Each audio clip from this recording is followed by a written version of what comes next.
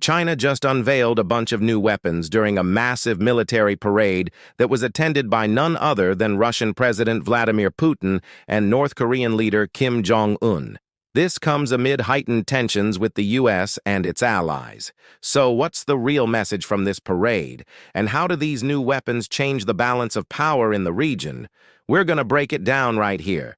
But first, let's get into some crazy facts about today's guest on our show. He is known as the God of Small Things and has sold over 25 million copies worldwide. But did you know he almost gave up writing after his first novel failed to make it big? Or that he uses writing as a form of therapy to deal with depression? You won't believe what inspired him to write his famous book, The God of Small Things, or the hilarious story behind his unusual pen name. Don't miss out. Watch this exclusive interview right now. Now back to the video. So yesterday, China held a massive military parade in the city of Zhuri, in its eastern province of Jiangxi. The parade was part of the 94th anniversary celebrations of the People's Liberation Army. And boy, did China use this opportunity to showcase its latest and greatest weapons and equipment, including an array of cutting-edge missiles and drone technology. What's more, they had a bunch of high-profile guests in attendance. We're talking Russian President Vladimir Putin and North Korean leader Kim Jong-un, who both arrived separately and were received with red carpet treatment. This marks the first time ever that a foreign leader has been invited to this event.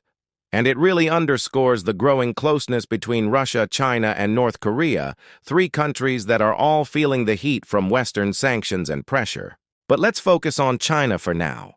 Why did they decide to hold this parade, and why did they invite Putin and Kim?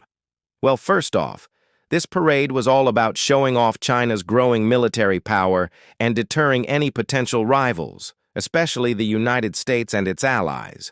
It also served as a symbolic show of unity among authoritarian powers that are increasingly facing off against the West. Just think about it. Putin is in the middle of a multi-front war in Ukraine, while Kim is trying to consolidate his power and develop his nuclear weapons program despite numerous UN sanctions.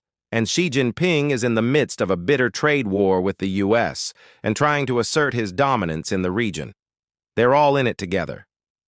The timing of the parade is pretty telling. It comes just days before the first anniversary of Russia's invasion of Ukraine, which has caused an unprecedented rift between Moscow and the West. It also coincides with heightened tensions between China and the US over Taiwan, trade and military activities in the South China Sea. In fact, a Chinese defense official recently accused the U.S. of being a troublemaker in the region and called for Washington to stop meddling in Asia. So needless to say, there's a lot of tension in the air right now, and China is using this parade as a way to flex its muscles and send a clear message to its rivals. During the parade, China displayed an impressive array of new strategic missiles, including the DF-27, a long-range nuclear-capable ballistic missile with a range of over 5,000 miles. That's farther than any other missile in China's arsenal. These kinds of advancements really highlight China's growing nuclear capabilities and its potential to strike targets deep within the U.S. mainland if it ever came to that. But let's hope it never does. They also showed off the Hypersonic YJ-21, a weapon that's capable of traveling at speeds of up to Mach 6 and can maneuver in mid-flight, making it incredibly difficult to intercept.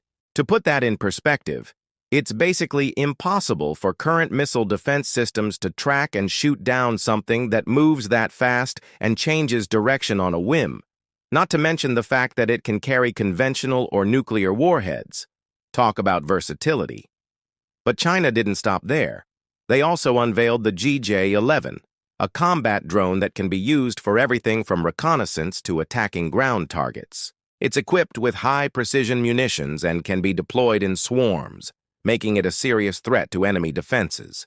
They also showed off some seriously advanced tank technology like the Type 15 light tank, which is designed to be deployed in high-altitude mountainous regions, and the Type 99 main battle tank, which is the most advanced tank in China's arsenal.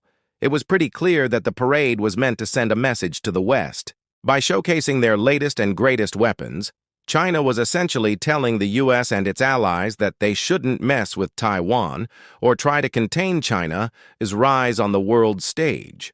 After all, China sees these actions as a direct threat to its national security and territorial integrity. And they're not going to stand idly by while the U.S. and its allies try to push them around. But it wasn't just about showing off military might. The parade also underscored the growing cooperation among authoritarian powers, especially in the face of Western sanctions and pressure.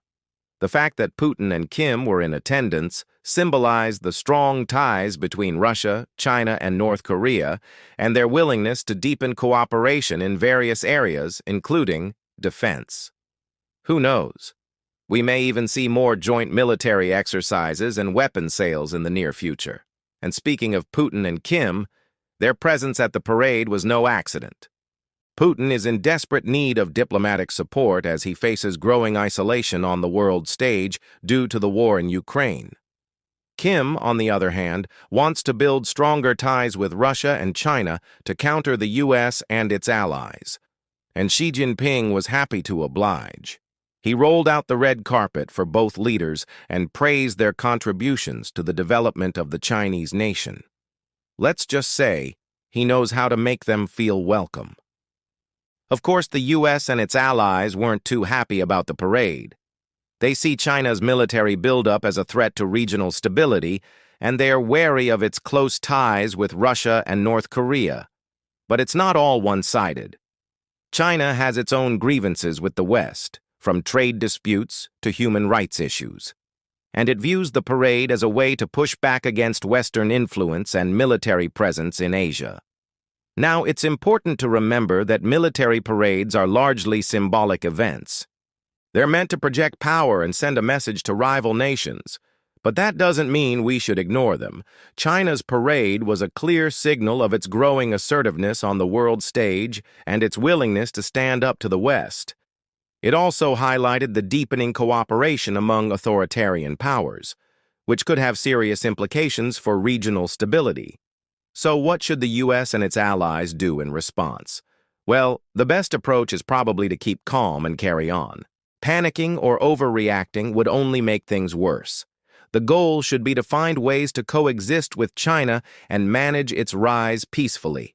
That means engaging in dialogue, promoting transparency, and building trust. Of course, that's easier said than done, but it's the only way to prevent things from getting out of hand. What do you think? How should the U.S. and its allies respond to China's military parade? Let us know your thoughts in the comments below. And don't forget to like this video and subscribe for more insightful geopolitical breakdowns. Thanks for watching. We'll see you next time.